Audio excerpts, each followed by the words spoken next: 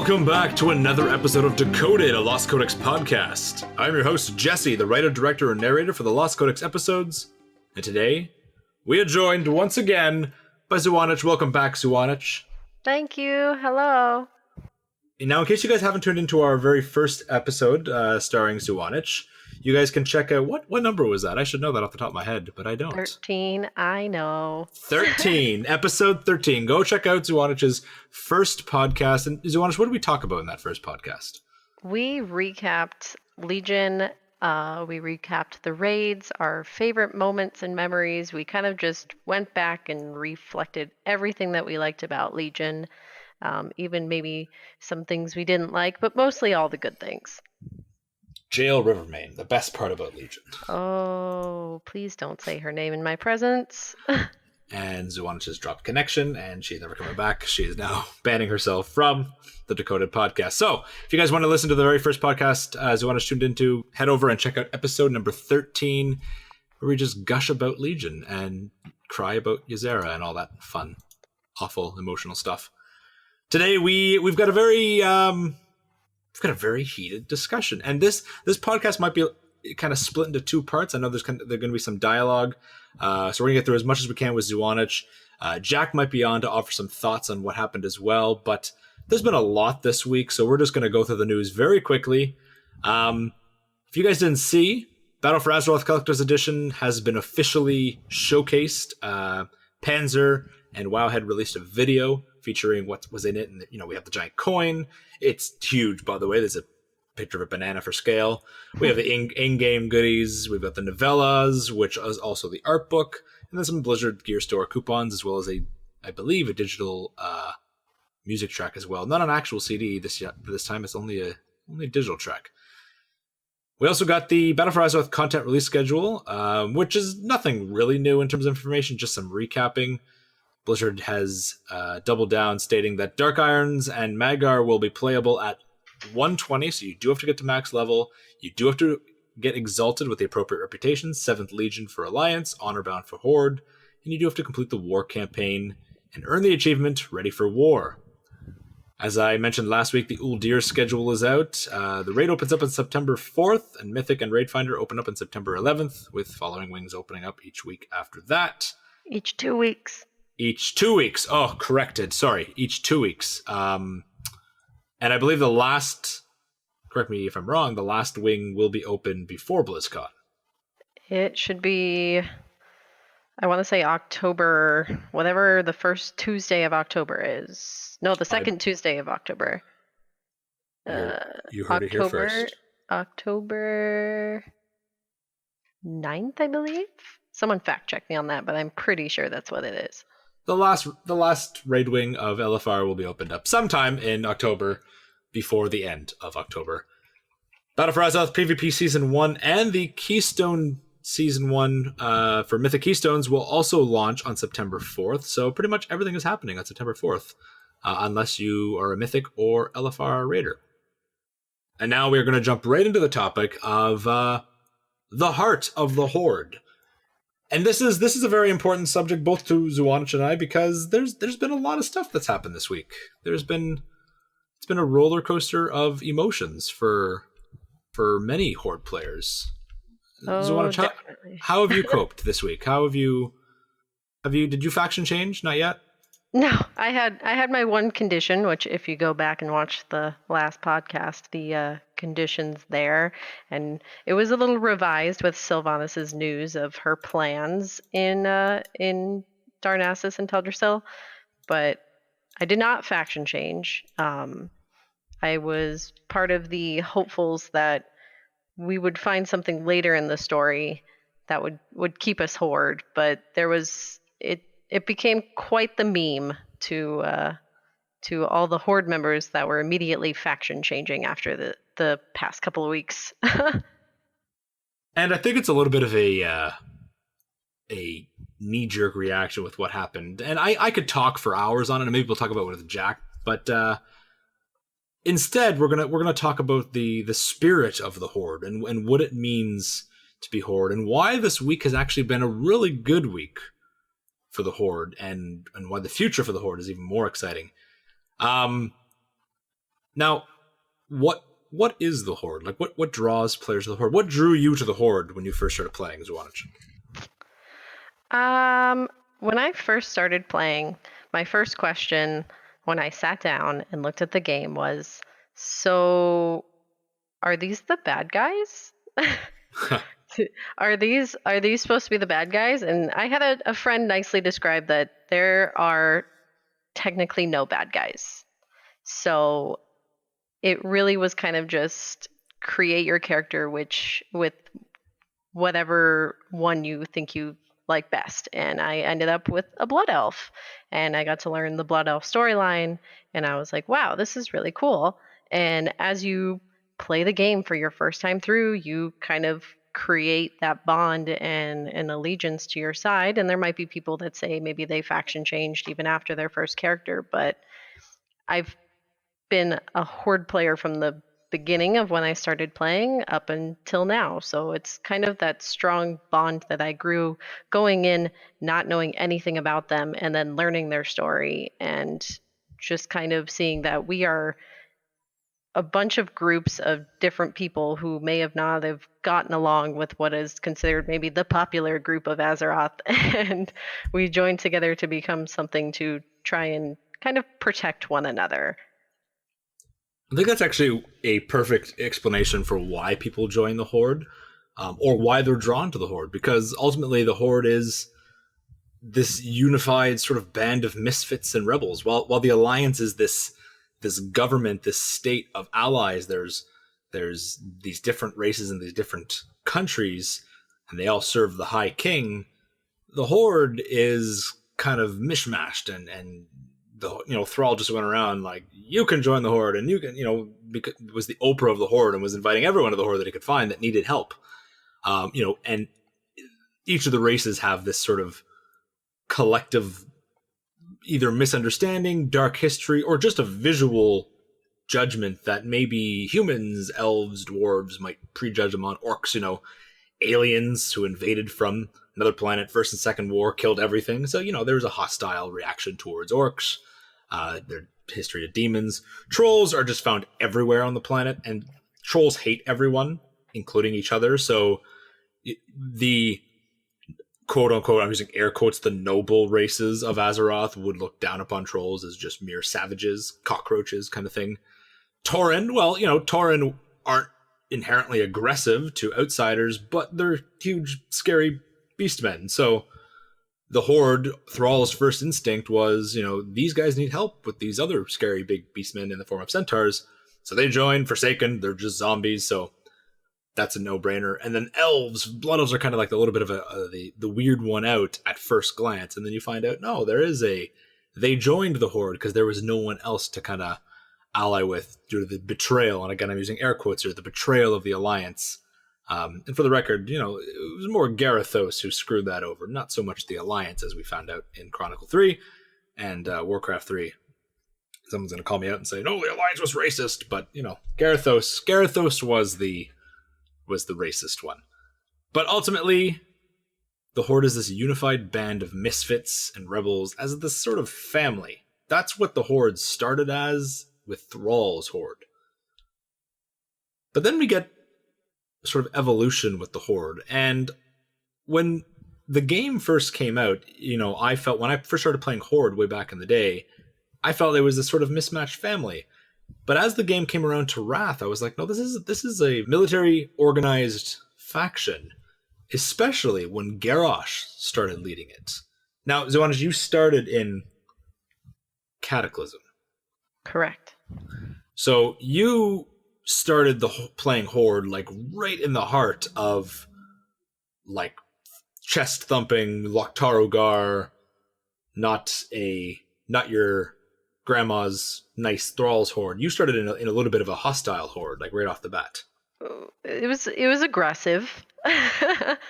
I did play through a lot of the zones to be able to try to get as much story as I could, but then when you got to it, it was aggressive. I think that's the word I'm going to go with.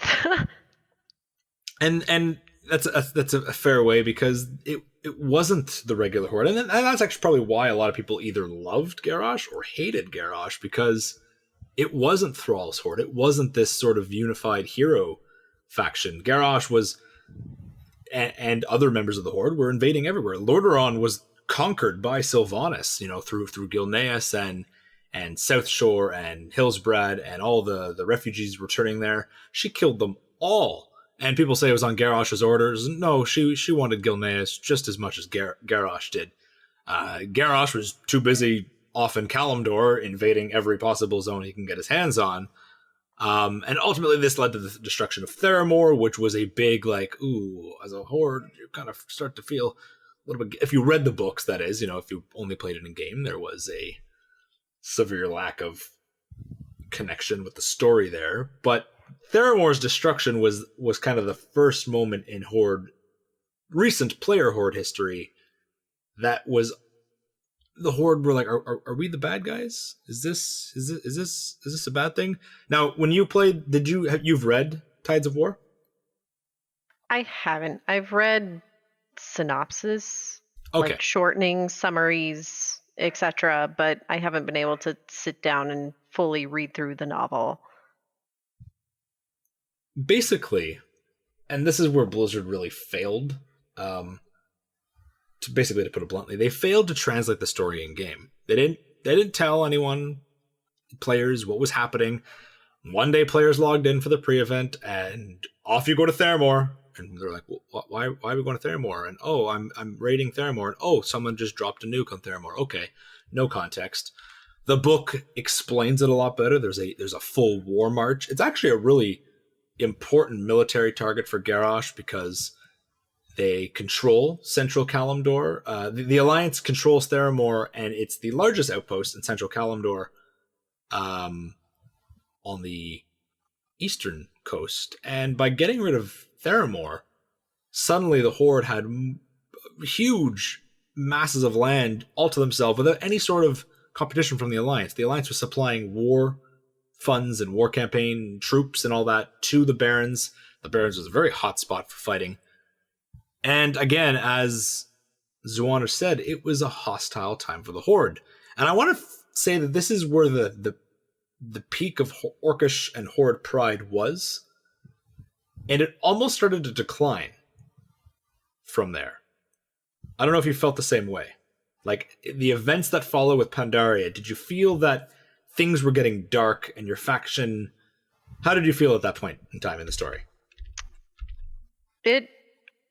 Going into Panda, I feel like they really tried to sell it as the Shah coming around, pride, anger, just this absolute hatred was caused by the hatred between our two factions. But as we slowly got to the end of the faction, it kind of turned where it was almost as if the reason for all of this hatred and etc. was all resourced from Garrosh himself and the things that he was doing.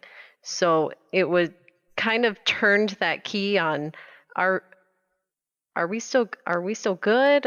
What's happening here? And then of course we end up doing Siege of Orgrimmar, and thankfully some of the faith is brought back into the Horde, but it's just kind of during this expansion we kind of feel that tilt of what's supposed to be like a balanced table just kind of tipping a little bit towards the Horde on who's to blame. And it kind of made, I think, some of us feel kind of shitty. Agreed. And, not only was the Horde starting to look like a bad guy, but then the Alliance comes in as the heroes and saves the day in Siege of Orgrimmar. And, there's going to be Horde who say, I fought in the Siege as well, but the Siege was going nowhere until the Alliance shows up. Vol'jin and Bane, unfortunately, they didn't have the numbers. Sylvanas and Lor'themar, they're out at sea, but when the gunship shows up, when the Alliance forces show up, they make it happen because the Dark Spirit, unfortunately, just didn't have the numbers to lay siege to Orgrimmar. The Alliance did, and actually Rathian knew that. Rathian was betting on the Alliance 100%, and the Alliance, he was betting on not only for Varian to save the day, but then to occupy Orgrimmar. and basically force the Horde to join the Alliance. That was Rathian's whole gambit. And again, it was this sort of decline of this faction pride, like, oh, we are the bad guys, or we were part of the bad guys, and the bad guy's been taken out. What's going to happen now? And, we end with Varian's threat saying, step out of line again, and you're donezo. And you're like, oh, this is not looking too bright for the future of the two factions. Draenor comes along, and Draenor's a little bit of a oddball expansion, we'll say the least. There was no identity for the factions on Draenor, I'm going to say. Thrall was there, Khadgar was there, Marad was there for a bit. Rip. And there wasn't any Horde and Alliance victories. It was the Draenei natives and the Frostwolves, and you were allied with one of those two. So we're almost not going to even count Draenor. And I loved the idea of Draenor, and I love the main story. Expansion's another story. Then we get to... Sorry, just going to say, probably even Legion and WoD itself were more about one central enemy more than the actual Horde versus the Alliance, which is why I think BFA is rolling around. But we tend to see a same theme in WoD and possibly in Legion. I don't know if they did that to kind of give, after the feelings of Horde losing their war chief and kind of feeling a little bit like the hard pushing aggressors, a little bit of a break, and let us kind of grow back into the feeling of being a hero again. So I don't know if WoD and Legion was kind of our break for us in the Horde, at least. That's a good draw that I hadn't kind of made before, because you're right. The Legion expansion rolls around, and the Horde and Alliance have that brief unity together, and then shit hits the fan on the Broken Shore, and misunderstandings happen, and suddenly that's gone. Sylvanas takes control, and right away, the Horde's already kind of feeling low after the Siege of Orgrimmar. Then Vol'jin, who just got promoted, goes and dies. And then the worst possible case for a leader takes over the Horde on Vol'jin's dying breath. And people are going to get upset when I say that, but there's no way you can look at Sylvanas' story and her history and everything she's done and say, you're going to make a great leader for what this world needs. There's no way you can do. Even she's like, nope, I don't want the job. I don't want this. But she takes over, and the Horde is kind of like, ugh. And the faction unity, the faction feeling, I didn't feel it at all in Legion, except for that one zone that we did with Sylvanas and Greymane, and even then it was kind of weirdly placed. So now we're in this faction war, and this is where things get super, super interesting with Azerite and Sylvanas.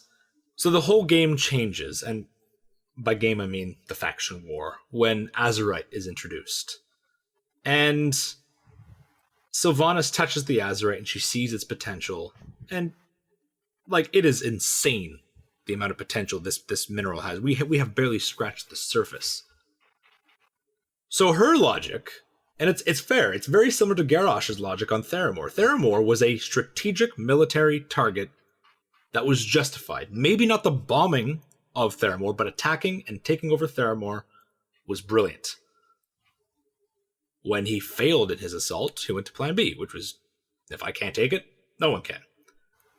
Sylvanas comes along with something similar. By controlling Kalimdor, aside from the Exodar, she can control the flow of this mineral, and which controls the entire fate, the entire future of the Horde. Now, when Sylvanas said that to you in Undercity, Zuanich, what were you thinking about your war chief? You're not anti-Sylvanas, but what were you thinking when she said that? The taking control of Darnassus and Teldrassil, from a war aspect, she made it make sense. She lost me a little bit when she said let's kill Malfurion, but it's, I guess, Sylvanas' spin on the situation. But in mind, I've always thought of Sylvanas as, this is my space. I want this space. I'm going to take more space so that it becomes mine. and no one else can have it.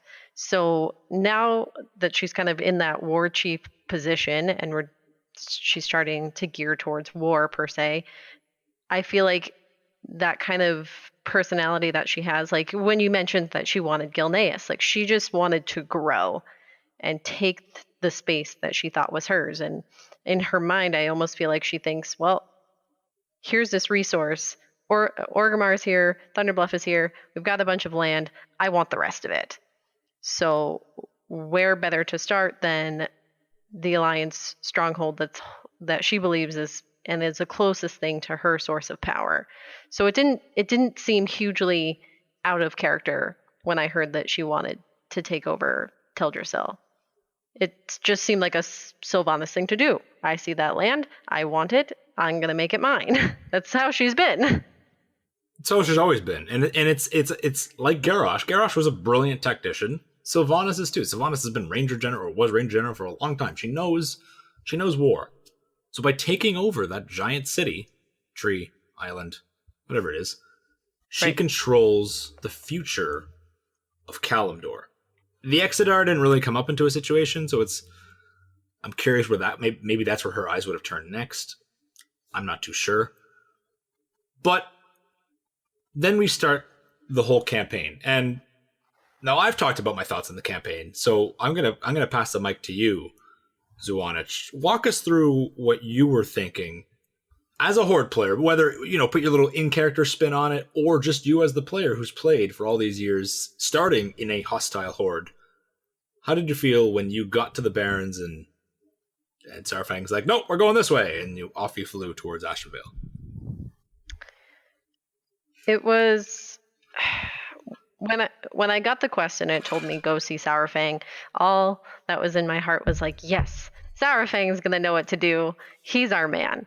And he leads us off into Ashenvale, and I believe our first quest is to meet up with a Blood Elf assassin and start taking people out.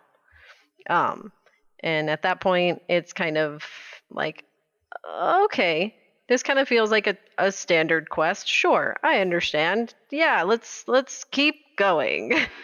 So then you keep on moving, and you end up meeting with Sylvanas, and you kind of get to that point where she's at a stalemate with Malfurion, and Malfurion brings the wisps, and that's when you know shit is going down. This is not going to end well. Sylvanas knows it. These wisps are no joke. So we're staring at this wall, and it's like, well, what are we going to do now? And so Saurfang disappears and on Sylvanas' orders, and now we're looking at Sylvanas, and it's just kind of like, oh, okay. What's next, War Chief? What do you have planned? So we get through the wall, and we end up on the other side, and turns out there's Azurite popping out of the ground over there, which I imagine only drives Sylvanas to want to get things done faster and more aggressive, because it's a new source of Azurite. It's showing her that Silithus isn't the only place. She can find Azurite all over Kalimdor, probably. This is kind of her hint to even be more aggressive in wanting to control all of this land. So it's kind of like, it almost justifies the whole campaign. Especially if it's right on the shore, right next to where they're marching. Teldrassil. Now, when you backing up a little bit, when you were, cutting the throats of the sentinels in Ashtanar, was that a little bit weird to you as a Horde druid? Were you just like, no, war is war kind of thing? Being a druid player, which I'm playing my hunter for BFA, but my heart will always be with the druids. The whole quest chain, to lack of better words, sucked. For someone who enjoys being a druid so much, and it's almost to the point where it's like I enjoy being a druid more than I enjoy being Horde, this quest campaign hurt. But from a Horde aspect, it kind of made sense. As a druid, this hurt to be able to have to go through and watch. At one point, you're I think on the Alliance side, you have to take down a big mech. Well, on the Horde side, you kill a burning ancient. He's on fire, giant burning ancient, and you get to go ahead and kill him off. And it was heart-wrenching to go through, and you're killing off any druid that you can find. You're shooting the sentinel owls out of the trees. You see the wisps are scattered. It's almost heart-wrenching from a druid side, but from the Horde side, you're listening to your war chief, and if it wasn't druids, would I feel the same is the question. It's interesting because a lot of people said that, you know, Blizzard is shoehorning in this story, and they're bad writing, and they're pissing off players, and, you know, Blizzard is making us, we just united as classes and now we're doing this. And I think what people forget is you didn't play Horde in Legion. You didn't play Alliance in Legion. You were the leader of your class hall. You did not represent your faction. Your faction was off. People say Sylvanas and Greymane and Bane and Anduin did nothing all expansion. No, they were back home fighting against the Legion. The Legion wasn't just attacking the Broken Isles. They were attacking all over Azeroth. They were doing their own business back home. And we, the players, the champions of Azeroth, the best possible members of our class, were leading just that. We're leading our classes.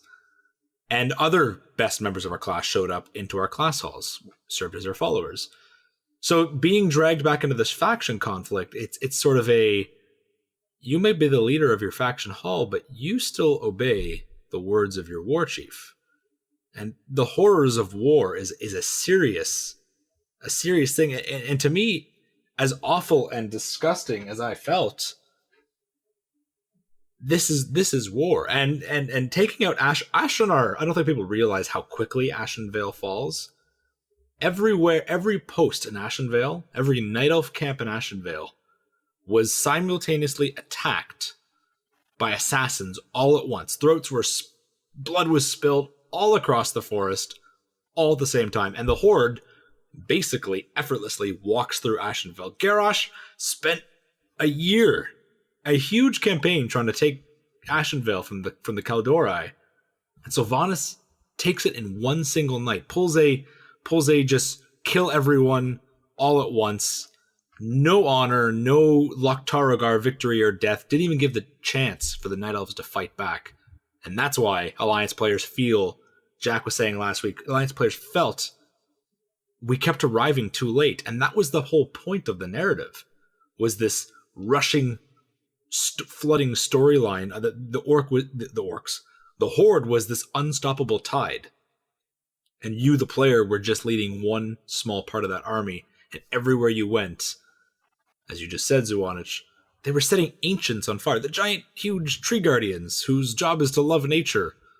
Better set it on fire, sort of thing. And I get it. It's going to attack you because you're Horde. But right. Those are gentle, ancient creatures. And it was hard for Horde players. We get to the point where it's time to take the tree. And just like Garrosh, who wanted to take Theramore, the plan changes last second for different reasons. And as we saw, Sylvanas says, burn it. Tree goes up in flames, and this is where Horde players... What went through your mind when Sylvanas gave the order? I mean, I think there was a lot of people theorizing that it wasn't going to be Sylvanas, but I almost feel like it was going to be someone else, right? It was going to be someone else. Whether it was Alexstrasza going absolutely crazy or Greymane in the back lines, but I feel like secretly in the back of everyone's head, it was like it's probably going to be Sylvanas. Like, if it was Sylvanas, I don't know if any of us would be surprised. And lo and behold, Sylvanas burned the tree. At that point, probably the first thought to go in my head was, hey, Sourfang, Bane, what do we do now? What is the plan? You just watched everything that we just worked for. We just blew through 2 zones to get to this point with the plan of holding Teldrassil just to watch her burn it to the ground. What do we do now? That helplessness, I think, echoes both in character and as a community. The Horde watched. You're going to have the Sylvanas fanboys. Sylvanas can stab a puppy in the face, and people will. Well, the puppy deserved it because it was trying to attack the Forsaken. People will defend Sylvanas to the end, no matter what she does. But most of the Horde community was just as disgusted. You watch those reaction videos out there. Watch my reaction video. And up until the moment she says burn it, I'm expecting a twist to happen. And when she says it, I was like, what the ass is happening? Fang, really? This is going to happen? And it was this, and this is where the community kind of went real, you're allowed to feel passion and shock and horror. It's war. This was a horrible war crime. But then to go apeshit on social media and the forums and treat Blizzard employees like crap like that, that's not the way to do it. The story is an unfolding puzzle, and chapter 1 unfolded, and we all started screaming without even looking at chapter 2. We hadn't seen chapter 2 yet. No, and it really, for all the Sylvanas fans out there, and I like Sylvanas. I believe Jesse likes Sylvanas too. We enjoy her as a character. We do. I do. Her actions is not favorable, and it's kind of at this point where I feel like those who are trying to defend in favor, I feel like the most common thing that people bring up is she's doing it for her people. She just wants to protect her people. My question is, how did holding this tree differ in aspect of why did she have to burn it to protect her people? She could have just held the tree. Did burning the tree become something that she was doing all for her people because all of her actions are for her people apparently? Or was it something on her own agenda? Do you think it was out of character for Sylvanas to do that? Do I think it was out of character? Do you think they butchered her character by having her set fire to the tree? I don't think they butchered her character. I just feel like it displayed the portions of her character that people might have not wanted to accept or see. Bingo. There's the answer. And unfortunately, we're going to have people who disagree. Nixium made a really good video about why Sylvanas was not out of character. And if you're going to defend Sylvanas, that's cool. I can do it. I can put on my Sylvanas defense lawyer mask. But you got to look at what she's done. And keep in mind, the Wrathgate. She knew about the Wrathgate. Chronicle 3 confirms Sylvanas knew, and Sylvanas lies to the Horde and Alliance. I didn't know what it was about. I had nothing to do with that. She knew about it ahead of time, but the coup was against her, so it didn't work out in her favor. Sylvanas comes around in Cataclysm. Silverpine, Gilneas, South Shore, the eastern forests of Lordaeron that's being cleansed by paladins and druids alike. Farmers are returning. Nope, not anymore. Plague bomb them. Destruction everywhere. War crime. She's okay with killing her sister and her sister's 2 children just to come live with her in Undercity. Oh, that's nice. It's sweet. She's okay with killing her 2 nephews. Is that not problematic with anyone? And before people say, oh, she's just trying to, being undead's not a bad thing. Necromancy is an act against nature in this universe. So by killing someone and then raising them, going, it's okay, I raised them from the dead, it's cool. No, that's not cool. Necromancy in most forms of fantasy is not cool in any way, especially in Azeroth. So she was okay with killing her sister, okay with killing her 2 nephews. And then we have Before the Storm plotline. And without spilling all of the beans, if you read Before the Storm and tell me she's in favor of protecting her people, you read the wrong book. Because we see the Forsaken are not monsters. We see the Forsaken are good people. Some of them, many of them are. They have needs, they have beliefs, emotions that she is not nurturing, not catering to. When she doesn't get her way, when things go south, the answer is to destroy them. Well, I think... sorry. No, go right ahead. Without saying too much, in the story, basically the Forsaken kind of exemplify that they have the which we already know, they have kind of emotions, and they have the ability, if accepted, to integrate with humans and almost have kind of a human aspect of themselves. And that's what Sylvanas hates most, is the living and humans and death. So I almost feel like her seeing that caused some distaste for even her own people.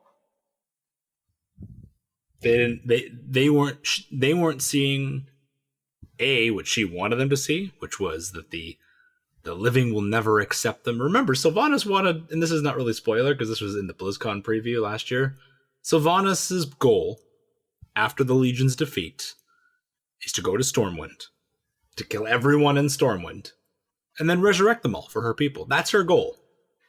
That benefits no one but the Forsaken. That doesn't benefit the Horde. It benefits the Horde in that maybe they gain a new territory, maybe they gain, X thousands amount of Forsaken, but none of that is, with conscience, a good, honorable fight to go and just massacre civilians en masse. No orc is going to be like, you know what? I'm okay with that. No Tauren's like, you go, girl. You do what you got to do over in Stormwind there. No one's okay with that except for her. By bulking up her people, the amount of her people, she can, as Zuanich said earlier, control more space, control more territory, control everything. That's what she needs. And the needs and concerns of individual Forsaken, that doesn't matter. It's the Forsaken as a populace, the Forsaken as a nation. If she can make sure those numbers don't dwindle, she's good. It's problematic when they say, well, we don't want to come back. Now, this isn't an analysis of Before the Storm, so we'll quickly press on, but I'll answer my own question to side with you as well. Teldrassil wasn't out of character for Sylvanas. The Dalaran Summermoon's words to her was, you can't destroy hope. And she says, can't I? By occupying the tree, there's that flicker of hope. That is the flicker that no matter what, they will fight back. The Night Elves have been around for so long. They've done so much.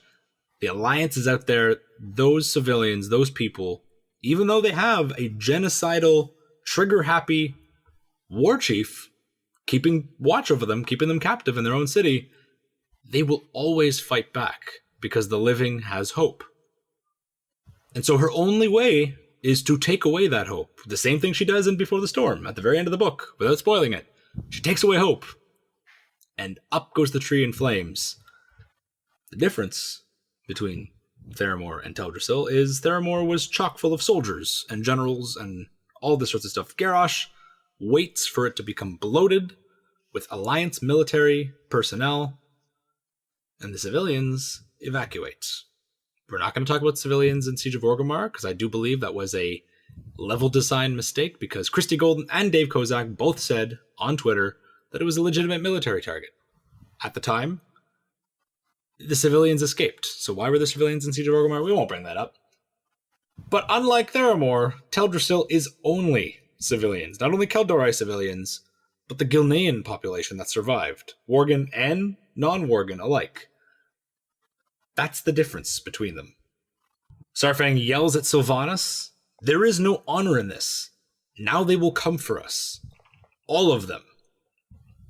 Saurfang, as I said in my sort of reaction video with Jack, he's not scared of the Alliance. He's good to fight whoever the hell he wants. But he knows that this is an irredeemable act. He knows that no matter what happens, The Alliance is going full force. Varian warned the Horde. This is Anduin's son. This is Varian's son, Anduin. So it's not the same guy who made the threat, but Saurfang knows that the Alliance is not just going to stand by and let this happen. They showed up and cleared house in Orgrimmar, and Garrosh didn't even do something this bad. And I say that as a Garrosh fanboy. So we have a whole bunch of Horde players declaring this hatred for Sylvanas. We have all these people who are really upset with her character, and it's not out of character, frankly. That's just fact. It isn't bad writing. That is entirely Sylvanas' character. But where a lot of the valid feedback came from was before we knew Saurfang's thoughts. People were wondering, what does Saurfang think of this? So we got that. But what about Bane? Where is Bane? Now, on Twitter, we saw Red Shirt Guy tweeted that there are druids down in Silithus with Magni. Hamul Rune Totem is there, and we know from Before the Storm that Bane is organizing that entire expedition to Silithus with the druids and the healers. Sylvanas puts him in charge. So I thought it was kind of clever of Sylvanas to give this focus to him, because he's not paying attention to what's going on in Ashenvale. And I'm really curious what Bane will say when he finds out. Now we come to Saurfang. Come back to Saurfang, I should say. Because at this point in the cinematic, Saurfang is done. He is sick of everything. He has fought so many battles. Battle of Shatrath, originally slaughtering every single Draenei they can get their hands on. First War, Second War, Northrend campaign, loses his son, comes back for Siege of Orgrimmar. That was traumatic. Legion, and now thousands of civilians up in Teldrassil as it goes up in flames. What you're a Saurfang fangirl. I'm gonna pass the mic to you to talk about Saurfang here. Just go off. Say whatever you want about your boy. Sure. Like I said, when I was watching the tree go up in flames, the probably one of the first people I turned to when, especially being part of the Horde, is, hey, Saurfang, what are we gonna do? And probably throughout having Sylvanas being our war chief, Saurfang has kind of been kind of my resource and my turning point, kind of hoping to see if he agrees, then we must be fine, right? Because Saurfang does honorable things, at least recently, and since Thrall has kind of taken lead of the Horde, he's kind of been our showcase of honor. Is it's kind of like the equivalent of a golden boy. Saurfang is our honor boy. So turning to him and being able to finally get some insight in his reaction on, there is no honor in this. And if you're hearing it from Saurfang, you've fucked up. There's no excuse for what has been done if Saurfang is looking at you in the face telling you that there is no honor in what you just did. And we see Saurfang under the instructions of Sylvanas slowly kind of degrading himself. Even the interaction that happens when he axes Malfurion in the back, and he can't even stand. You're looking at him kneeling as he questions the action that he just made. And he does kind of have a little bit of a redemption moment, which, as I expected, would come from Saurfang, where he lets Tyrande and Malfurion escape, and he kind of recollects with himself. And then we follow it up with the burning of the tree, where at that point we don't get to see what he does. But during this cinematic that we received, we get to see Saurfang's turmoil that we've kind of been able to witness through these quests and what he's had to deal with, to the point where he's at wit's end. And watching that happen as the Horde, our honor boy can't even handle what's going on. How are we supposed to? What are we going to do? And just watching him deal with that and the kind of the fall of Sourfang and then to the rise, I think that cinematic just brought so many emotions. Having this character that's been through it all. He's the man that can cleave down 10 warriors. he's In a he's single blow. In a single cleave. he's the perfect mixture of what I think the Horde should represent, which is a strong warrior that won't stand for being, say, talked down to or stepped on, but has a sense of honor. And to be able to have his insight on what just happened that day, I feel like brought rise to what it meant to be Horde again.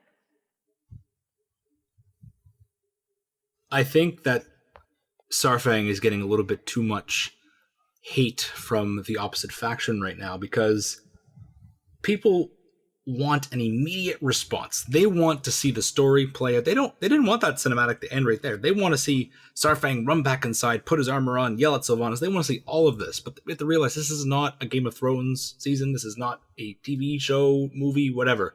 This is a video game. And the story comes out in chunks. We have to let it unfold. It's gonna let the gears in our head start ticking like mad, but we have to let it unfold.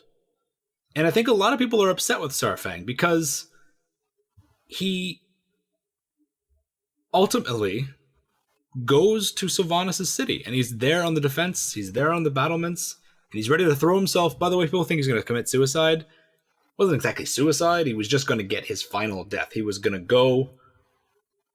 He had his axe in hands. He wasn't just going to stand there. He was going to fight as many as he could, but he didn't have his extra protection on. He kind of shed each shoulder plate. He shed his helmet as this maybe a guilt of honor lost, but he still was going to fight his warrior's death.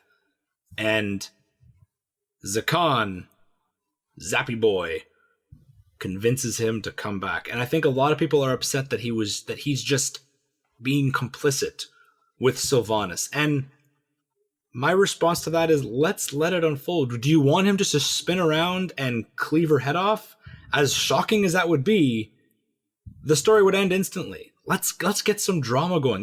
Saurfang is the first person who's going to challenge Sylvanas when he thinks she doesn't do something he thinks she does something dishonorable.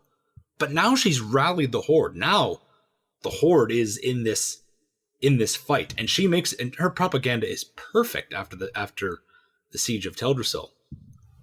They're going to come for me, and they're going to come for you too, she threatens the player. So pretty much you stand by my side or you're going to get stomped, because the Alliance is on their way.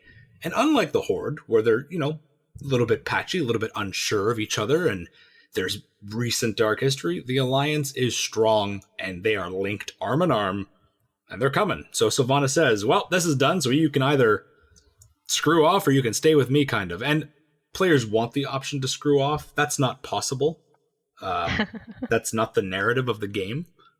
Lore-wise, you could go off into exile if you want. You could create an attempt to overthrow your war chief, but that's not the narrative right now. That might happen later. So for people to expect Saurfang just to be, he's okay with genocide, it's like, did you watch The Same City? He's not okay with genocide. He's not okay with what happened there. Let's let his story play out. To kind of touch on the same point, the Horde's already done what it did.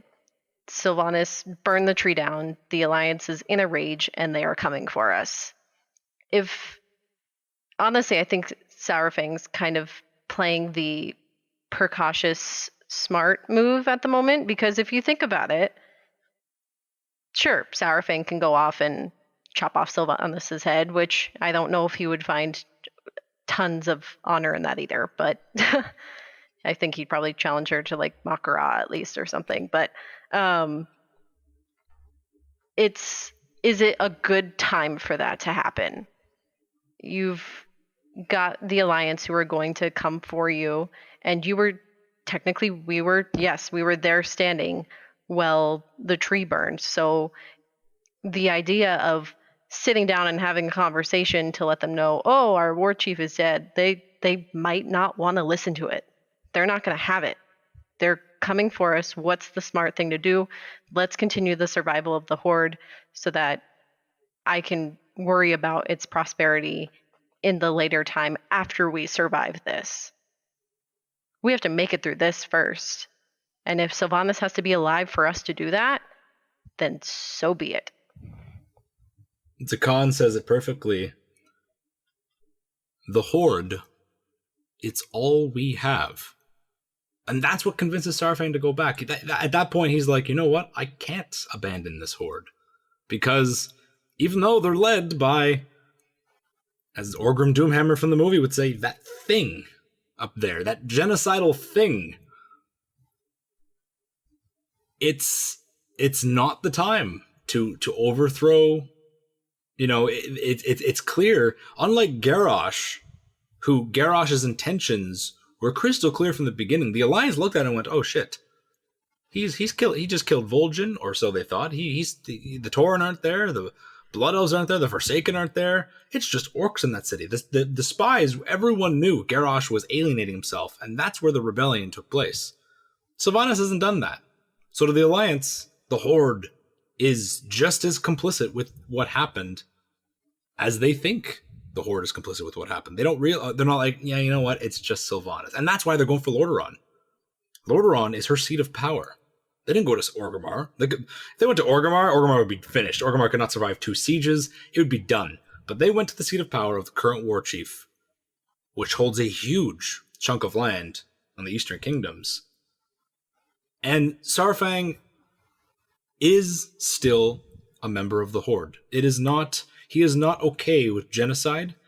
And I said in the podcast, in the episode for Sarfang's cinematic, that I was proud to be Horde after watching that. And I had someone on the video comment, "You're proud of genocide?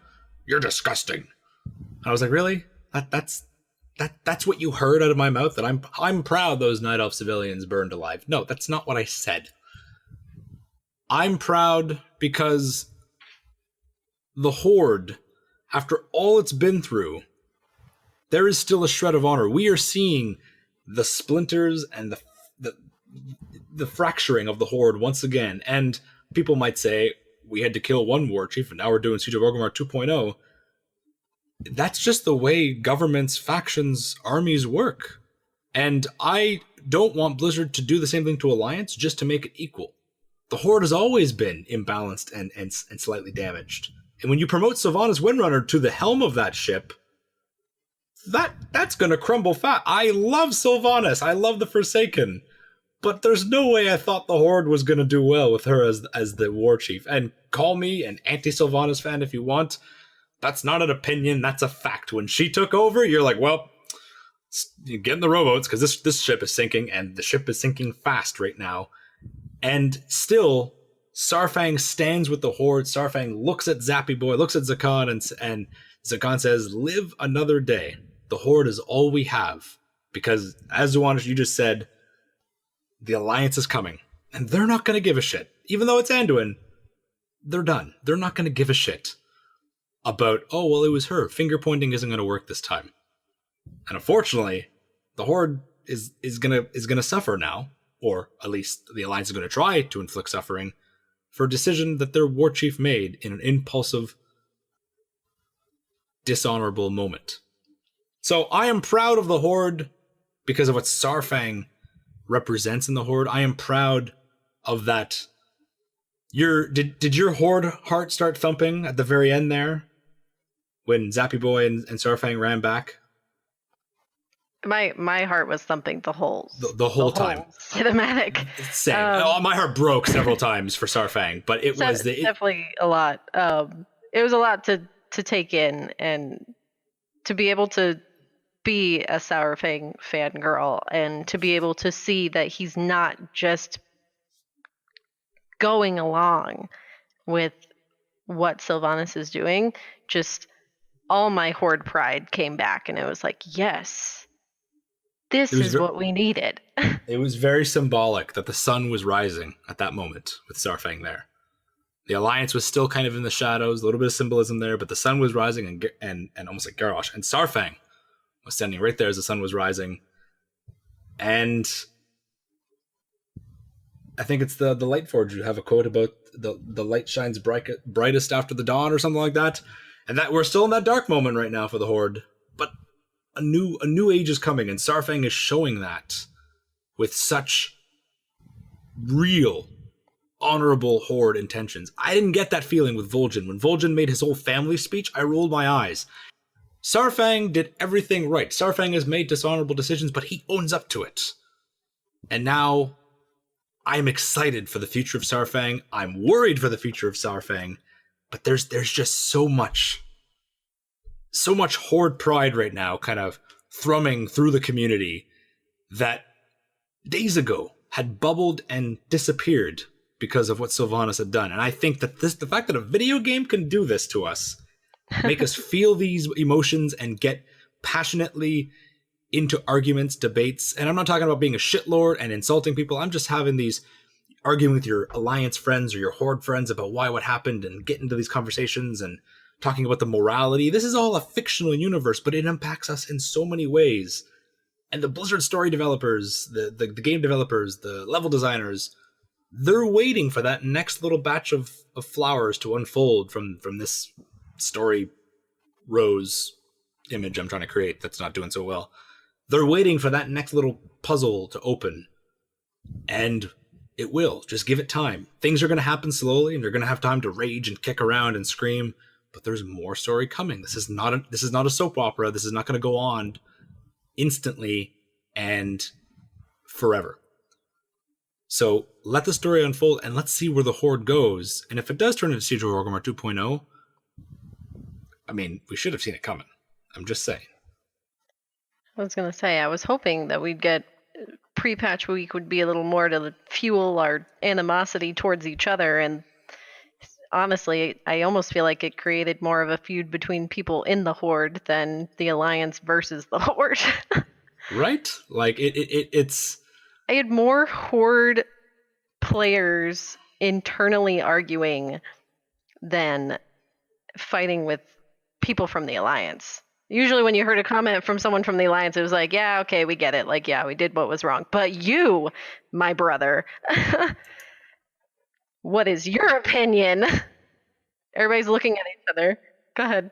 No, I was just going to say, the Alliance is just standing there shaking their heads as Horde players tweet and scream at each other in guild chat and stuff, and the Alliance is just standing there with their arms crossed like a disappointed parent going,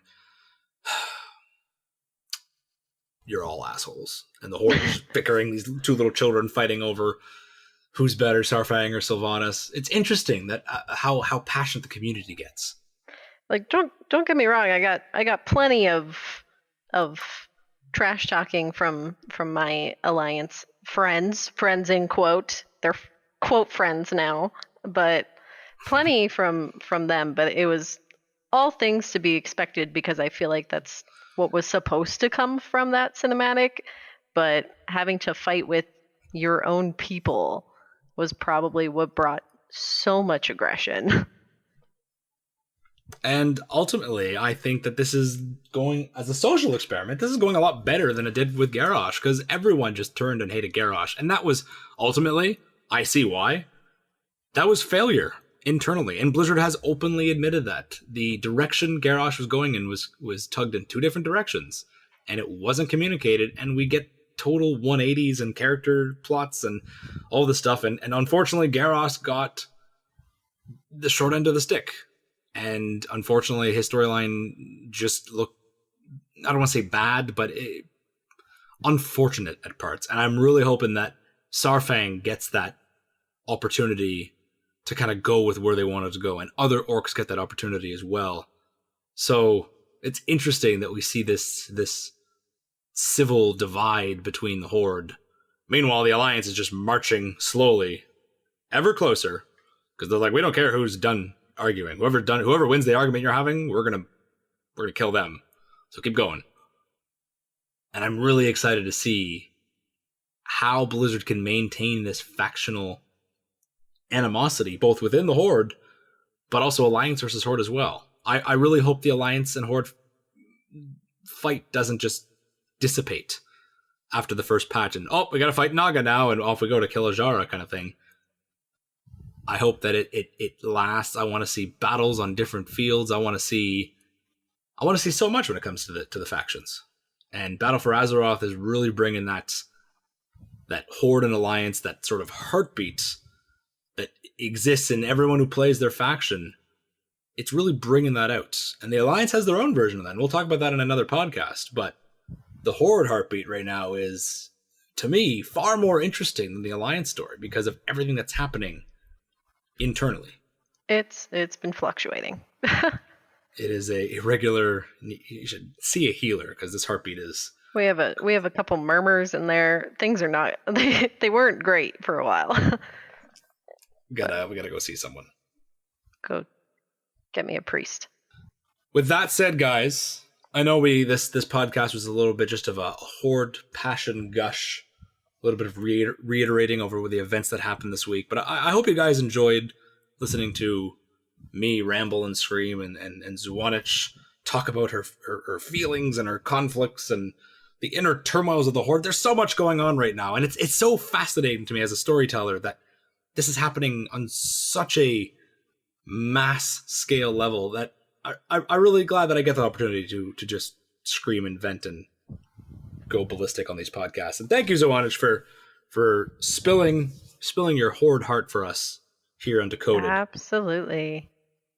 You've got it.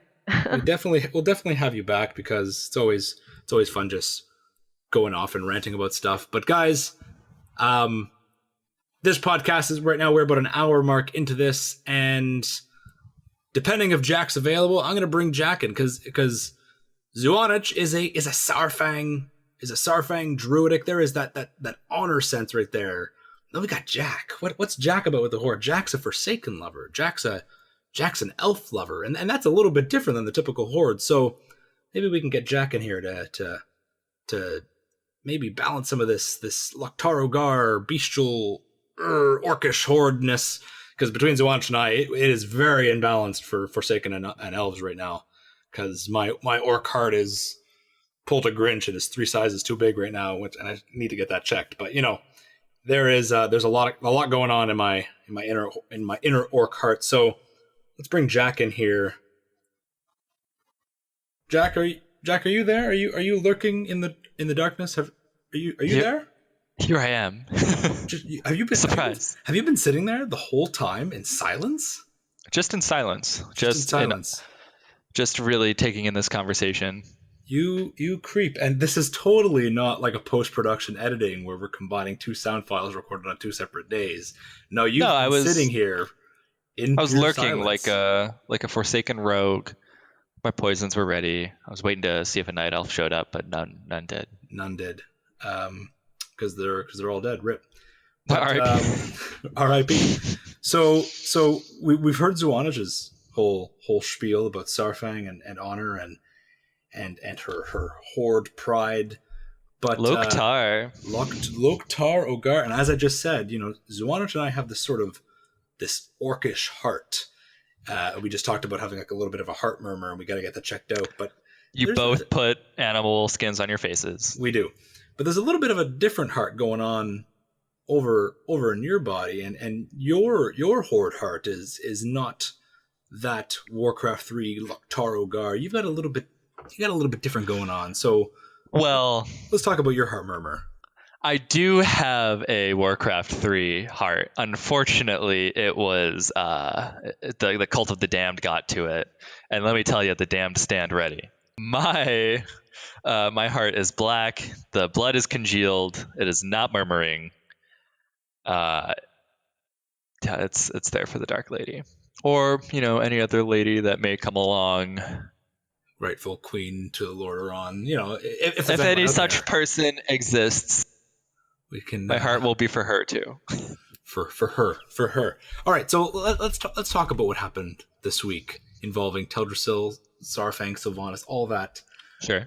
Go for it. Let's just jump into it. Say what you got to say.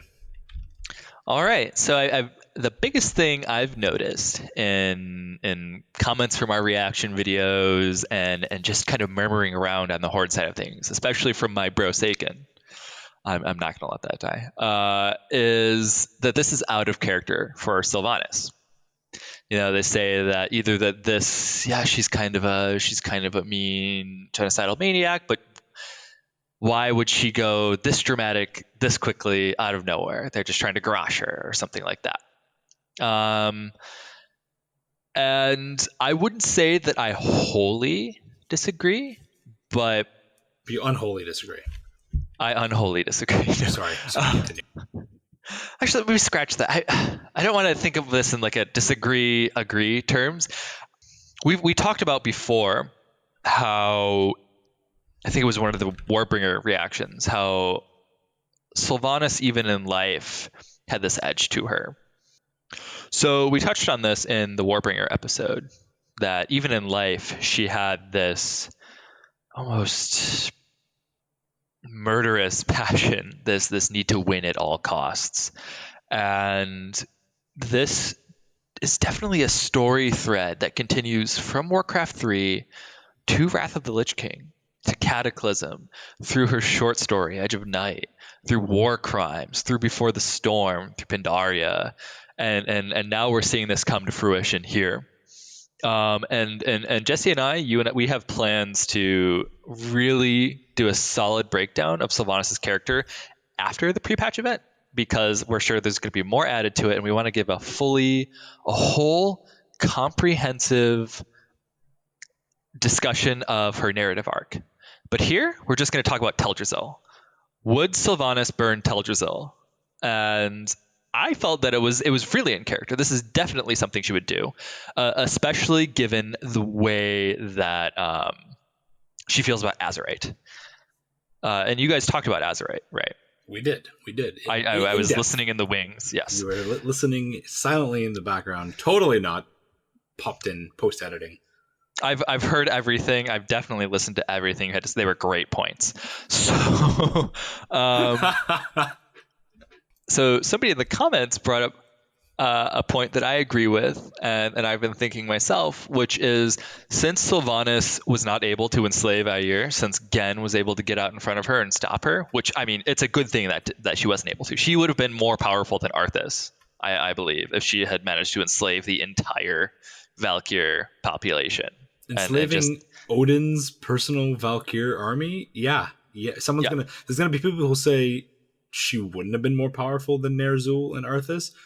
But come on, at that point, she would have been effectively immortal, which Ner'zhul and Arthas weren't. I mean, and they had a lot of protections, a lot of defenses, but they were not immortal, obviously. There's debates that you can get into with the essence of Ner'zhul's soul and the Frozen Throne and Frostmourne and that kind of shit. But I think it's undoubtable that with an entire Valkyr army, she would have been much, much more of a threat.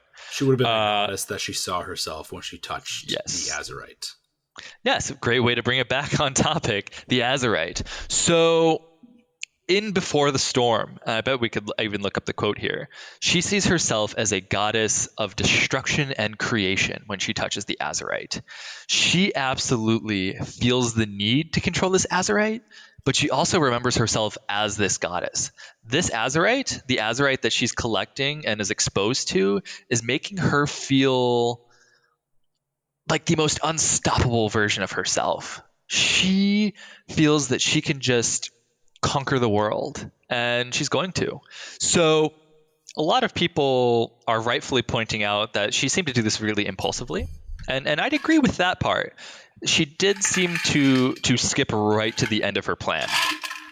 But there's no doubt that she wanted to either hold Teldrassil or remove it as a base of power in Kalimdor. Kalimdor is where the Azerite is currently concentrated.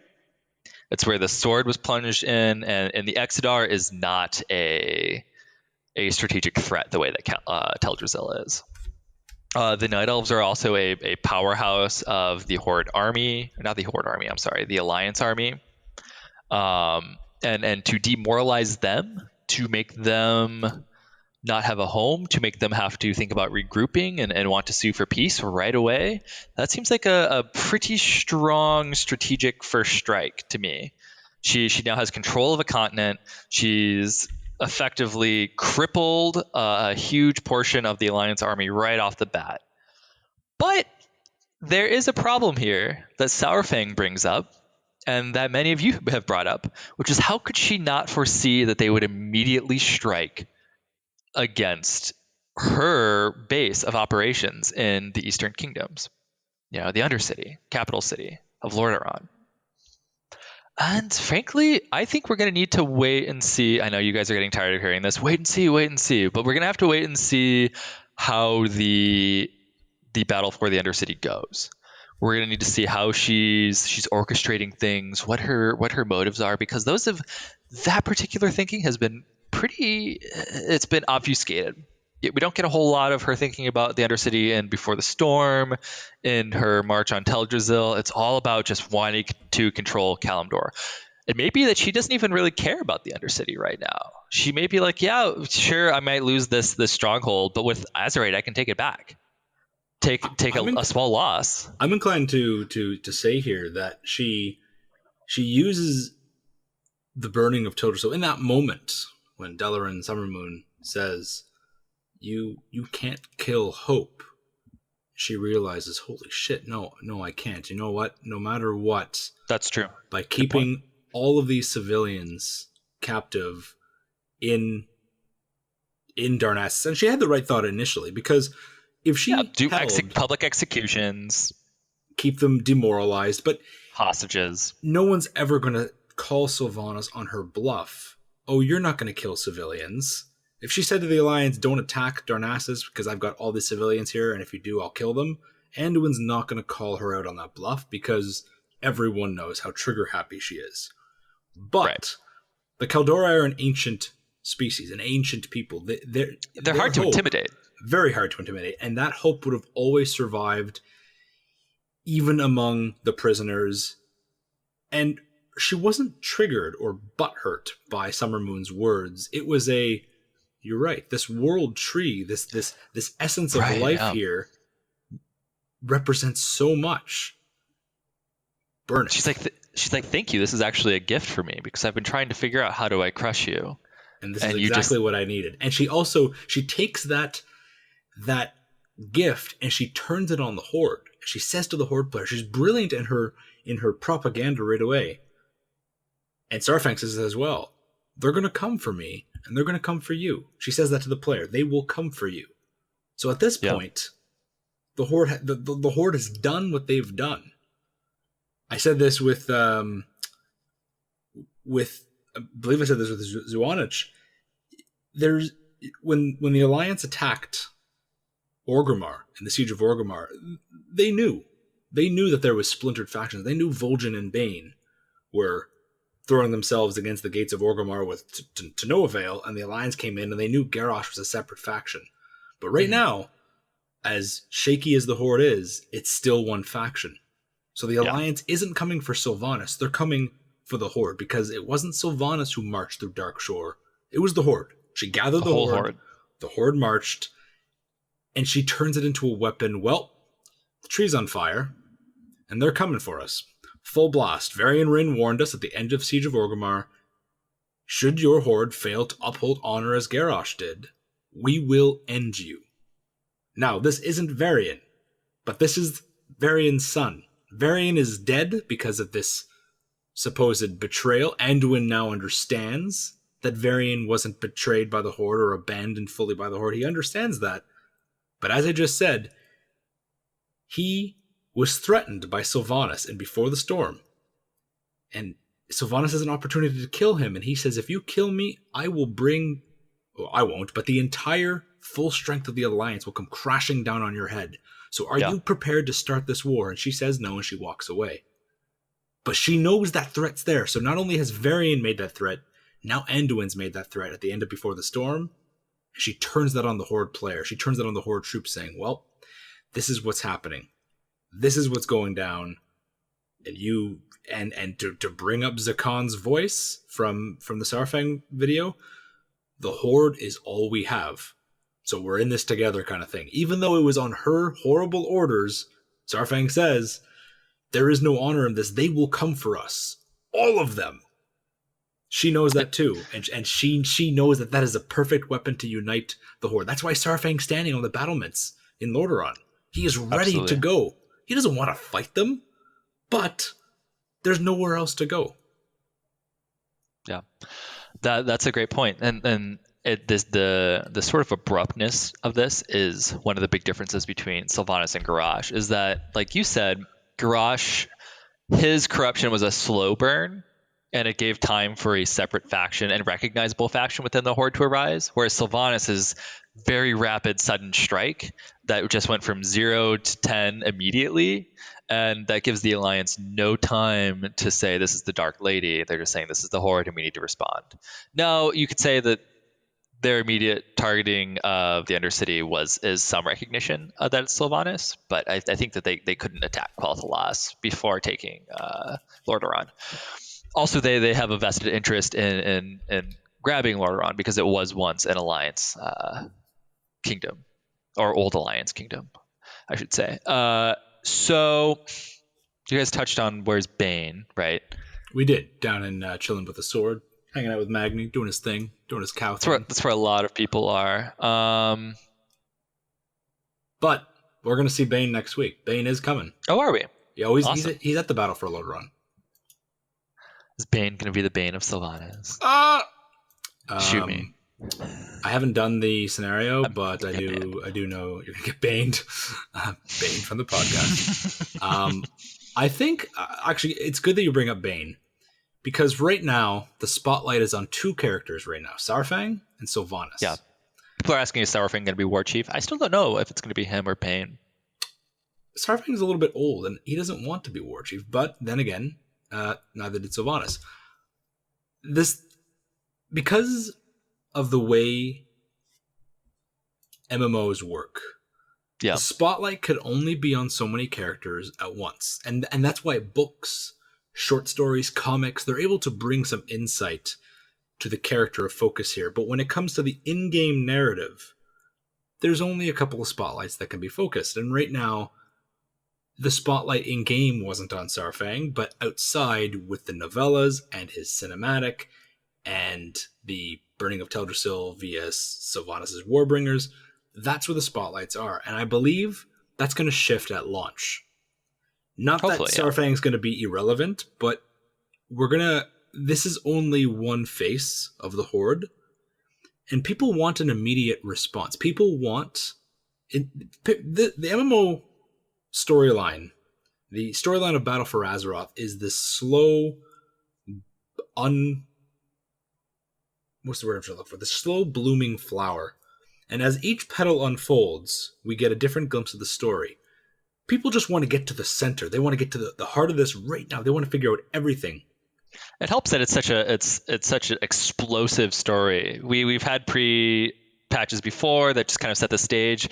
This is kind of setting the stage with massive story beats that you expect at the climax of an expansion right out the gate before the expansion is even technically launched. I think that's part of the reason that people are like, oh my god, I need everything right now. I need to these answers immediately, because I'm used to getting all these answers kind of immediately because I'm used to them happening after a long campaign, not like, okay, I just defeated the Legion and then suddenly Sylvanas sets Teldrassil on fire and the Undercity's falling and what?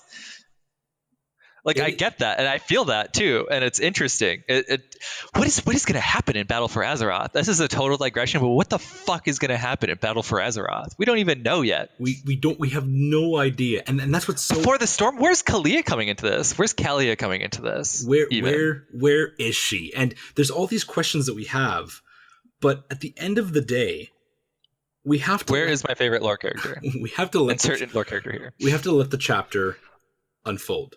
We have the prologue here. We're not even in chapter 1 yet. We're still in the prologue. This is the prologue. If this is a novel, we have it. This is the opening credits of the movie. I'm gonna give a little shout out to Thist from the Lagging Balls podcast. She posted a video on Twitter the other day, and freaking out over the Sylvanas Warbringers episode is like opening up Harry Potter and freaking out how the Dursleys treat Harry, and then throwing the book across the room, going, "This is a horrible book." Before you even get to the part where he's a fucking wizard, this novel about child abuse. Before you even learn he's a fucking wizard, you're like, "Nope, I'm done with this," and you throw the book across. Let the fucking chapters. They probably did. Let this chapter unfold, and let the characters come into the spotlight. Saurfang just had the cinematic drop out of nowhere, and by the way, to clarify, and there's been a lot of comments on this, I know that the Starfang cinematic dropped because of an event in China.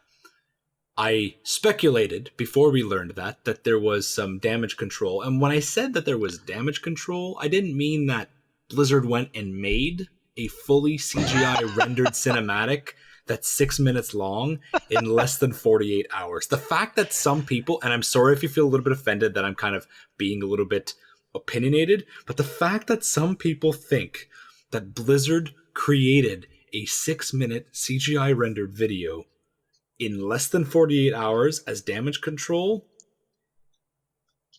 I have no words to describe how stupid that sounds. Minimum a year. I think we actually said that in the reaction video. Well, when we said, or was that when we were talking about it in the interim before recording? I think that was it. And when you and I said damage control, half the comments people think that we meant they made this in less than 2 days, while the other comments think we didn't know about the China event, and we did know about the China event. It was just a speculation of the timing. And here's my thoughts on it, because we don't have any, Blizzard said that they released it at this China event, which is fine.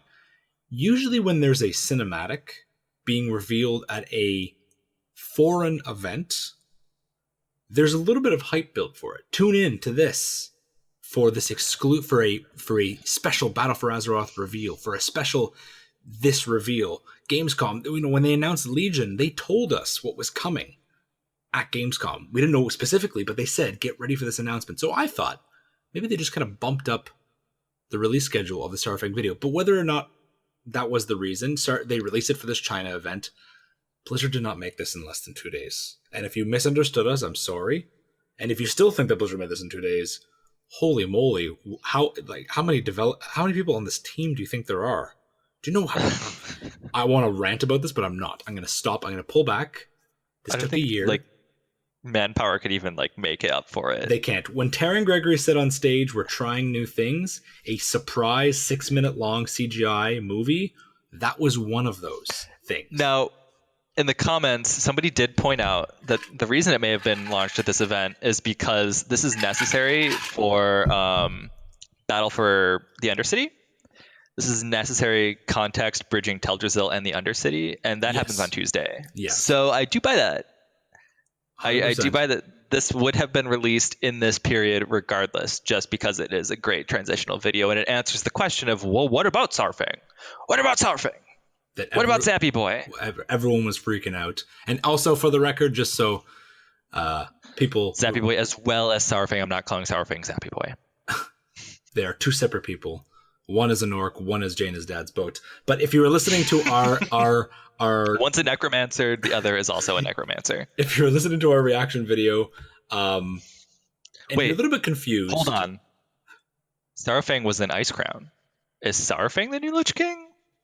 Must be. That must be it. That's it. Confirmed.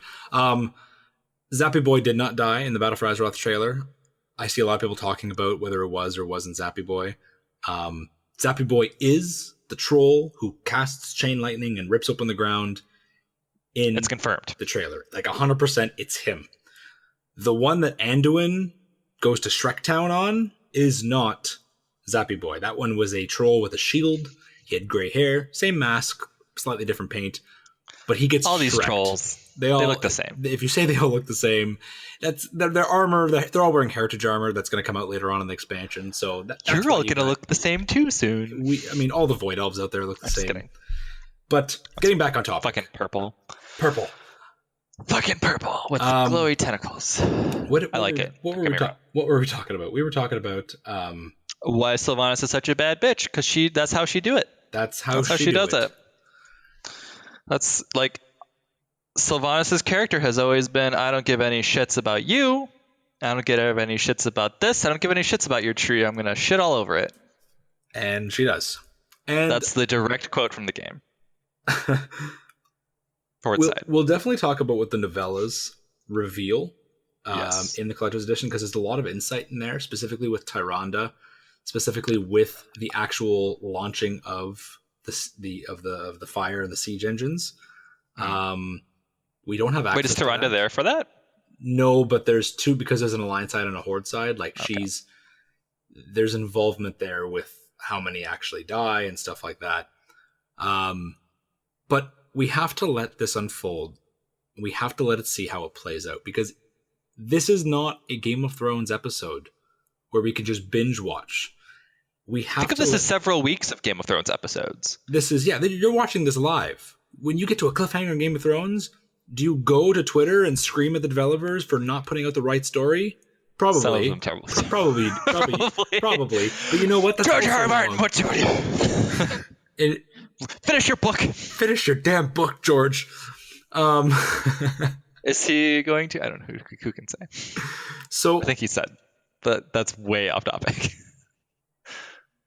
People might say, like, Jack and I are kind of on this circle jerk about, leave Blizzard developers alone and let the story unfold. But holy crap, guys.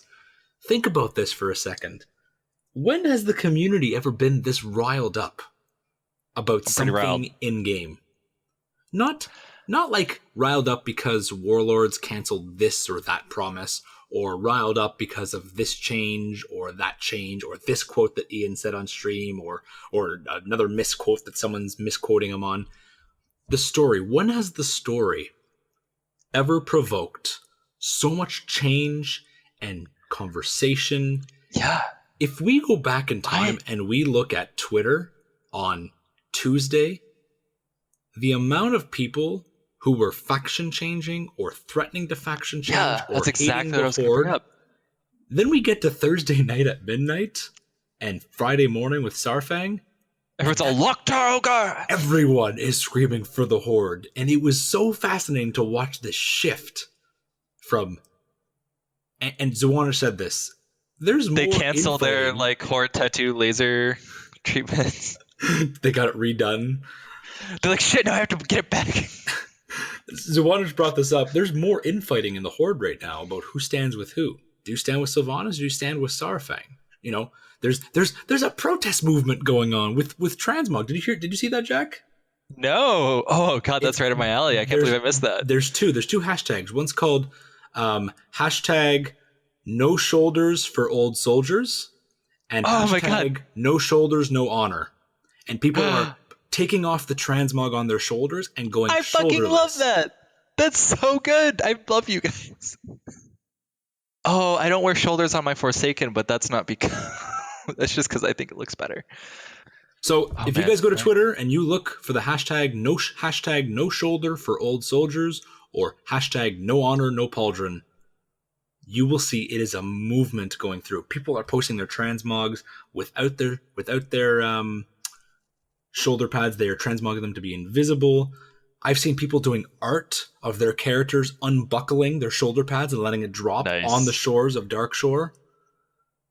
This is cool. This is such a cool social movement. Now, the Alliance is sitting here going, you're all assholes and we're coming for you on Tuesday. But the Horde there is a Darkspear Rebellion 2.0 going on right now in the player base. We are just, that's exactly my point. We are just being told there's a rebellion, like, oh, now Sylvanas is evil, and we're going to go get her, like we did with Garage.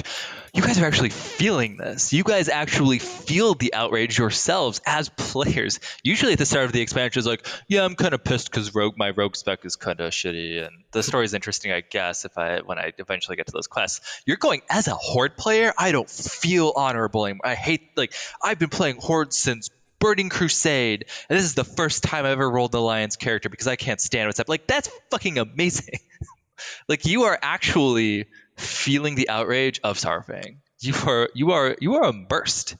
This is a role-playing game, and you are role-playing. Time to roll a character on Wormrest Accord because, bitch, you're a role player. Please don't. It's already a heavy server. It's full. Don't do it. It's full. Don't go there. Welcome. Wormrest is a beautiful server. Moonguard is a beautiful server. Come join either. Or Argent Dawn if you're EU. But I'm scrolling through Twitter now. There are other RP servers too, yeah. Are there? There are. And I'm sorry if you play on other RP servers and I just kind of offended you. I don't know them and I can't comment on them. So that's why I said We're just commenting on servers we play on. I'm sure that a lot of smaller servers have really tight-knit, good communities. So, roll those, especially if you like a smaller group. I digress. I'm just browsing through Twitter right now, and it's so cool to see how many people are doing this. They're posting pictures of their transmog. Like, guys, The faction wars are happening. This You is guys happening. This is like a social movement. This is so cool. And think about how many of us snarled in rage on Tuesday when Jack and I, our jaws fell off. You all saw. You saw it. Jack has always been one of the most vocal of my Sylvanas fan friends. And I can't wait to fully get into it. Fully get into the ways I've felt about her over the course of her journey, and the way that you can really see these shifts and cracks and flaws and successes and failures. I've been with her the whole steps of the way. I've advocated for her. I've advocated against Jesse. Jesse's been like, she's evil. I'm like, no, wait. If you think about it from this, yeah, it's evil, but like it makes sense. And like all these arguments, like, we're going to get into it. Jack and I have had intense conversations. We have. Her. And don't get me wrong, I've always loved the character, but when I argue, I try to argue from the morality good side. And I wasn't arguing with my Forsaken mascot. And when we argue, it was a conversational debate. Oh yeah, I could totally put on my Forsaken mask, the Shattered mask, and defend all I want. I have my hands over my face right now, which is why my voice sounds a little bit weird. But when Jack and I would debate, he would be pro Sylvanas and I would argue against it. For years, literally years, we've been doing this. And now Jack is standing here watching the tree go up in flames, jaw dropping when she says burn it, and yet we're not surprised. You guys did see my mixed emotions of like just absolute glee and also fuck.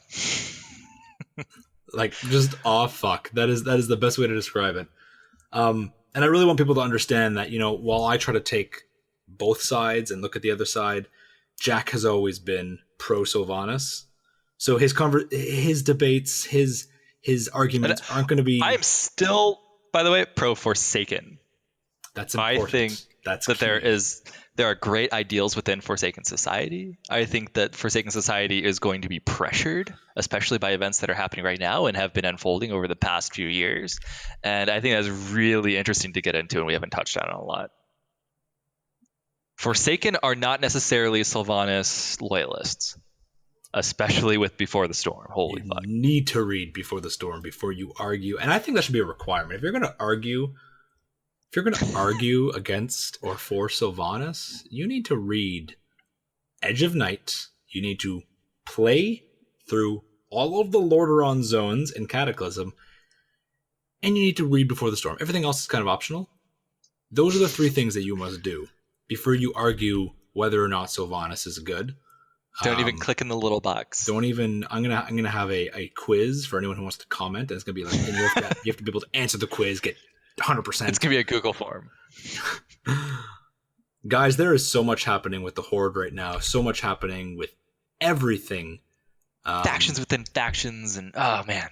And to people who say this is Siege of Orgrimmar 2.0, it's not, because what's different between Siege of Orgrimmar and this is the Alliance is full on attacking Lordaeron in a few days. The ships are on their way. They are almost at Tirisfal right now, lore-wise. The Alliance didn't want to take Orgrimmar in the Siege of Orgrimmar. They just wanted to get rid of the Garage. Now they want Lordaeron, right? So they are going for... I said this to Zuanich. She said it to me. They're going for Sylvanas' seat of power. Orgrimmar is not the seat of power for Sylvanas. Maybe for the Horde, but it isn't her seat of power. This is personal. This is targeted. And what happens next? Are they going to pressure? Are they going to try and take Quathlos? Are they going to attack? Well, we know that do we know the war fronts are in Arathi. Okay, and we know Trollbane, the king of Stromgarde, is returning to Arathi alongside Turalyon. Turalyon is rejoining this faction war. Turalyon. And we're going to see the Horde pressured. Now the Alliance, the Horde has been the aggressors, and I say this as someone who loved the Horde questlines in Cataclysm. Quick point on Turalyon. Sorry, go ahead. Sorry, I just want to say, isn't it cool that we're having a character stay with us past the previous expansion? Because sometimes, as you guys well know, a character will be with us all throughout an expansion. We fall in love with them, as we have with Terralion and Deliria. I know I'm not speaking for everybody, but I really like them. It's nice to see them still here with us. Now, Khadgar, I don't know what the fuck you're doing, but Well, I digress. I really digress. Khadgar, I love Khadgar, but I want to punch him in the jaw. I'm gonna punch him in the jaw and point at the burning ruins of Teldrassil and say, "Really, Hashtag Jaina was right. you're not gonna help us?" And then just say, "We're listening now, Jaina. We're listening now, Dalen." And that's what the Alliance is doing. You know what? Dalen's voice is echoing. Jaina's voice is echoing. And whether or But not we're the daughter of the sea, bitch. Here she comes. Shoot you on her fucking boat. I'm just picturing. We still don't know if it's her dad's boat. Is it? Is it? Is it? Is it her It's got her dad's boat? face on it. Thomas the Tank Engine, only in boat form. Holy Yes. Christ! What I was going to say is the Alliance is just straight coming for the Horde, and the Siege of Orgrimmar was at the end of an expansion. This is the beginning. This is the beginning. Full The prologue. war. The Horde has been the aggressors for years. They were the aggressors here. They were the aggressors in Cataclysm, in Mists of Pandaria. And if you disagree with that, it's not an opinion, it's a fact. The Garrosh was an aggressor.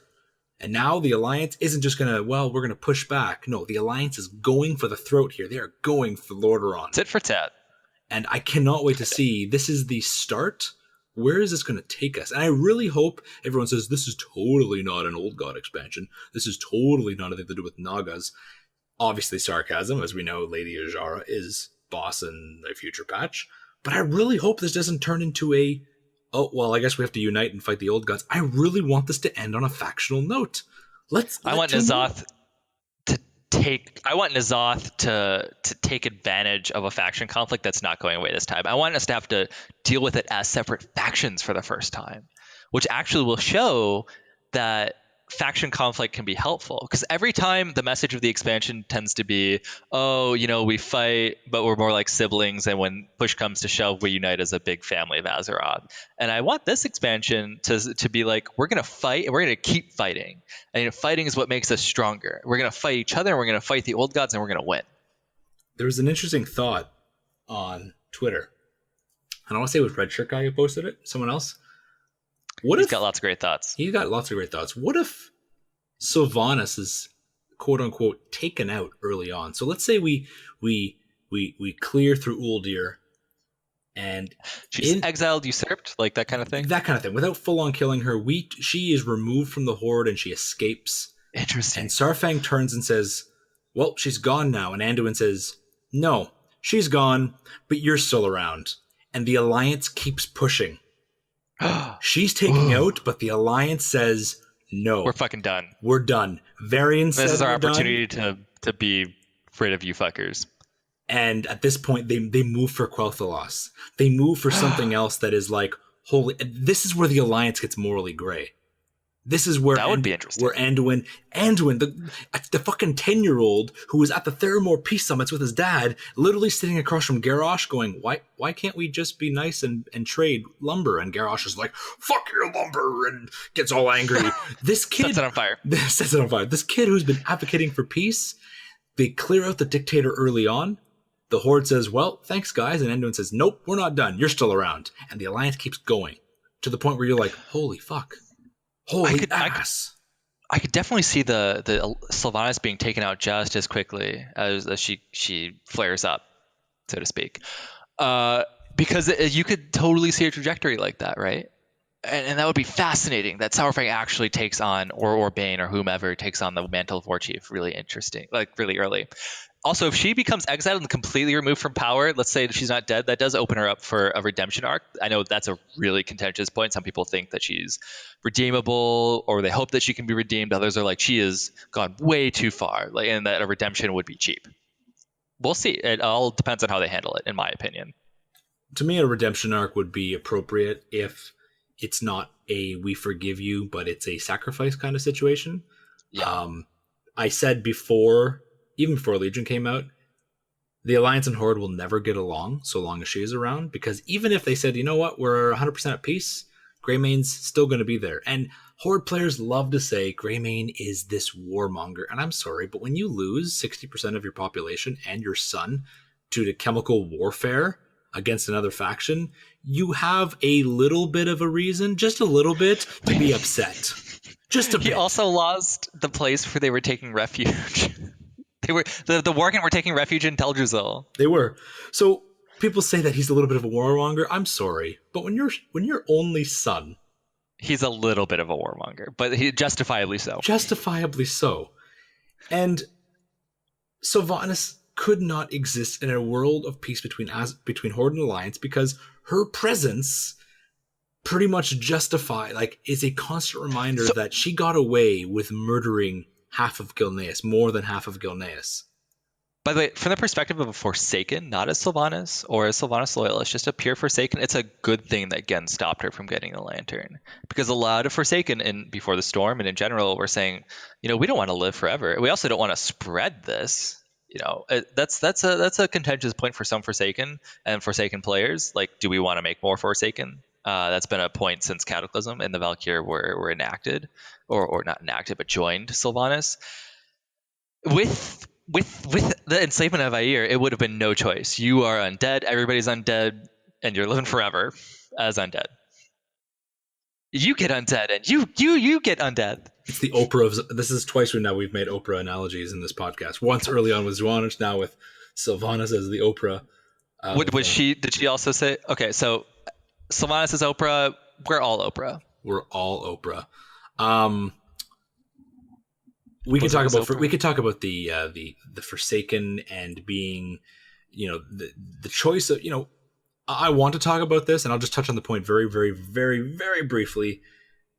In order to create more Forsaken, you have to kill more people, and that does not justify. That's the rub, isn't it? That does not justify the existence of your race. Just because your population is dying out, in order to restore that population, you need to kill innocent people or not innocent people.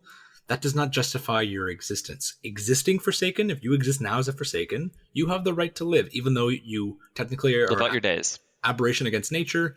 You've suffered. And when I say aberration against nature, undead aren't natural. That's not a good. Well, that's just part of the natural order. No, that's against the very fabric of nature. But if you are a Forsaken, if you are a conscious-minded Forsaken, you have the right to exist. You don't have the right to go and create more of you, because you are created through more defiling acts against nature. And that is what a lot of Forsaken do not want. They say, no, we don't want this because that means you have to kill more people. And we didn't like this. We hate ourselves. So why inflict that on other people? Sylvanas literally wanted to march into Stormwind, kill everybody, and resurrect them all. We're referencing Before the Storm here. Yeah, her plan was to literally attack Stormwind with the sole purpose of just making more Forsaken and taking out the seat of Alliance power. But the primary goal here was to make more Forsaken. This is a curse that was invented by the Burning Legion to destabilize Azeroth, and that's the beginning and end of it. You guys have a curse. We have a curse. I'm Forsaken. We'll talk about it in crazy detail. We'll do a whole Forsaken. But this is a preview. This is just a preview. You are not justified in and comment on it and leave your comment. Maybe you think you are justified, but keep in mind that we are open to debate. We are not making flat absolutely declarative statements. We're open to changing our minds if you leave a reasonable comment that really explains your points. Tell us why you think Forsaken have the right to create more Forsaken, not the right to exist. I'm saying if you and we'll address it. We'll are living Forsaken, you can live right now. I'm cool. You do you, man. But you point at Joe over there and I'm gonna stab you, Joe, and then I'm gonna raise you. No, you're not justified. Oh, but I need Joe. I need more Joe. No, you don't. No, you don't. That's bad. Get that coffee. I gotta get that coffee, guys. We're gonna bring this to a close because there's so much more to come. And thank you, Jack. Thank you for lurking for the whole hour and totally not welcome. Recording this on another night in stealth. I was shadow melded. No, just kidding. I'm not a night elf. That would be sad. Because there are no more night elves. I'm sorry. That is awful. This has been episode 16 of Decoded, a Lost Codex podcast. If you are interested in following Jack and finding him on social media. You can find him on Instagram, on ArtStation, and on Twitter. And don't go to my Twitter. I don't use it. Come find me on Discord. I'll talk to you. On Discord, but follow him on Twitter because then he'll encourage him to post on Twitter more. He's posted twice on Twitter, and it's both times yelling at Blizzard for some reason. They're pretty much just bug reports. That's all it was. But guys, you can find Jack on Instagram, on our Discord. Discord link down in the description below. And ArtStation. He's going to be posting some cool Lost Codex art soon. Yes. So get ready for that. Not like soon as in next week, but like soon as in soon. TM. So in the Blizzard sense of soon. Yeah. So it could be 2 years from now. But thank you guys so much for listening to both Zuanich and Jack talk about the heart of the Horde and what it means to be Horde. If you guys want to check out Zuanich's content, you can head over to twitch.tv/Zuanich with 2 eyes, if I'm correct. Yes, ZUANIICH. You can also find her on Twitter. Same handle as on Twitch, so Zuanich with 2 eyes. And if you like Discords and joining Discords, my Discord channel is also available to come hunt me down and ask me questions. Zuanich is a frequent streamer, daily, weekly. How many you stream? Like 7 days a week, 6 days a week, 5 days a week? I stream 5 days a week. 5 days a week, and she is right now grinding out 1 million reps. So go and keep her company in her Twitch chat and her Twitch channel.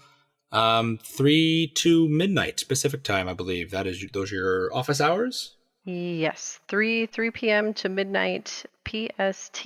Come keep me sane while I grind for my blue pony. Blue unicorn pony. It's a beautiful mount, but I'll never get it. But yes, go say hi to her in chat. Let her know what you thought of the podcast. You know, maybe you don't like the Horde, or you're not an Orcish member. You're a troll member or whatever, and you want to talk about... I'm sure she is more than willing to talk about all sorts of stuff. Horde-related, Sourfang-related, Sylvanas-related. So go say hi. Follow her on Twitch, Twitter, join our Discord, everything. Zuanich, it's always a pleasure. Thank you so much for joining us on Decoded, a Lost Codex podcast. We'll bring you back soon. I don't know when. Next week? In the future? 2 weeks from now? A month? Who knows?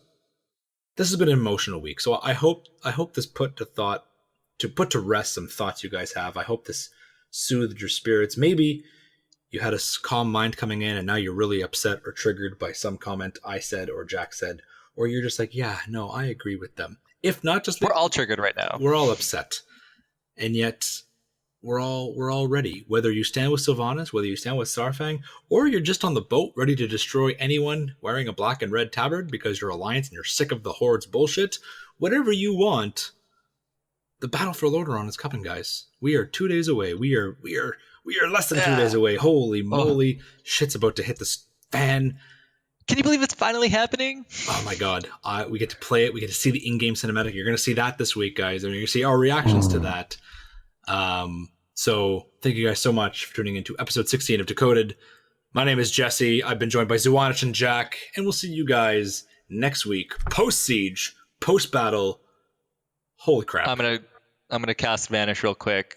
Maybe murder another Night Elf. No, I'm not going to do that. I'm going to think about what Sylvanas did. I'm going to think about Saurfang and the heart of the Horde and what it means to be Horde. We'll see you guys next week. See ya. Thank you. Goodbye. Goodbye.